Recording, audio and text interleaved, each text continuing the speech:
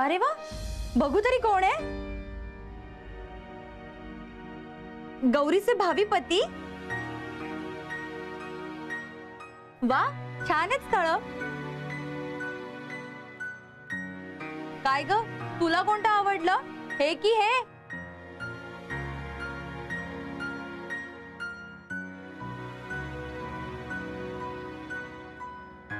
आई मी निघते.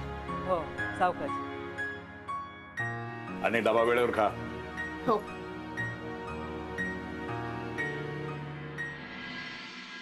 गौरीच्या लग्नाच्या बाबतीत इतर कोणीही ढवळाढवळ केलेली मला चालणार नाही. हो हो, आलंय, लक्षात आलंय माझ्या. म्हणजे कोणीच काही बोलायचं नाहीये या बाबतीत. म्हणजे आपण जबरदस्ती करून काहीच होणार नाहीये ना. काय आहे की लग्नाचा विषय काढला की जरा चेहरा उतरतो तिचा. मला वाटतं नका टेन्शन पण येत असेल ना, तिला वेळ द्यायला हवा. मी तुम्हाला आधी पण सांगत होतो, तुम्ही दोघींनी काय केली? आई, आता ह्या गोष्टी काय गौरीच्या मूडप्रमाणे ठरवायच्या का? आधीचं लग्न मोडल्यामुळे तिची किती बदनामी झालीये. आता अजून वेळ काढला तर? लग्न ठरलं कुठे होतं ग? असं का बोलतेस तू? नाही आई, काळजीने बोलतेय मी. आणि उद्या काही भलतं सलतं झालं तर? बस.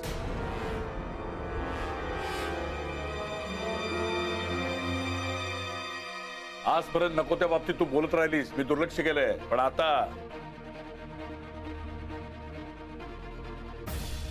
हो हो, सोडून द्या, मी बोलते, मी बघते. तू मध्ये बोल नका. दरवेळेस समजून घेतेस, किंमत आहे तिला तिची. माझ्या मुलीच्या बाबतीत जर काही वेडावाकडे बोललीस ना, तर मी खपवून घेणार नाही, सांगतो तुला. दरवेळेस तुझी मानना नाही.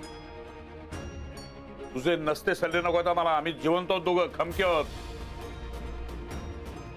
आमच्या आयुष्यात तुझे ढवळाढवळ आम्ही खपवून घेणार नाही, सांगतोय तुला मी. नाही करणार. हा, नाही करणार ती लुडबुड. तुम्ही शांत व्हा जरा, तब्येत बिघडेल तुमची. काय झालेलं नाही मला, उगाच मध्ये पडू नकोस. या अशा लोकांची तोंड वेळच गप्प करायला हवीत. आता डोक्यावर बसून मेरे वाटतील.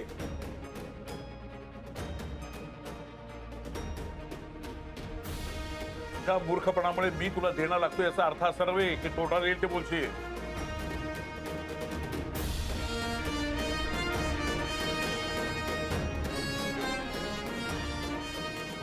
चालते पैसे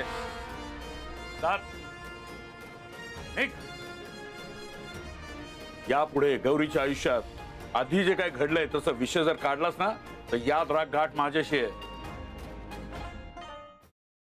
paneer mushroom stick with barbecue sauce करण्यासाठी लागणारे साहित्य: किसलेलं गाजर, उकडलेला बटाटा, पनीर, तांदूळाचं पीठ, रवा, मटार, मशरूम, कोबी, मीठ, मिरची, कोथिंबीर आणि बार्बेक्यू सॉस. कृती: प्रथम एका बाउलमध्ये किसलेलं गाजर, उकडलेला बटाटा, कुस्करलेलं पनीर, मटार, मशरूम, हिरवी मिरची, कोथिंबीर, कोबी, मीठ आणि तांदूळाचं पीठ घालून सर्व एकजीव करून घ्यावं. तयार मिश्रणाच्या स्टिक बनवून रव्यामध्ये घोळवून गरम तेलात तळून घ्याव्यात आणि सर्व्ह कराव्यात.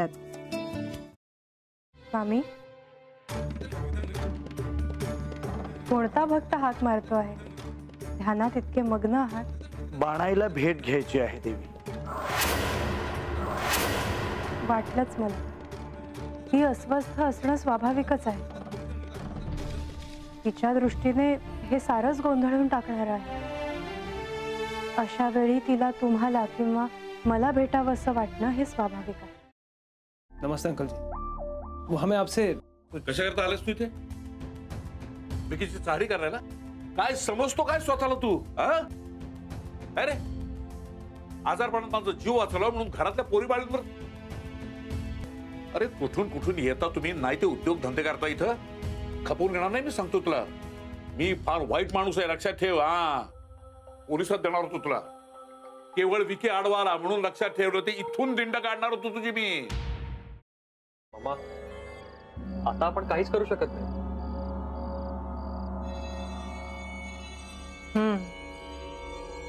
पण आर्चीस, हे असं कसं शक्य आहे? आपण तर सगळे आवाज रेकॉर्ड केले होते ना, राईट? हो, मग हे असे कोणते आवाज रेकॉर्ड झाले जे आपल्याला ऐकूच आले नाहीत?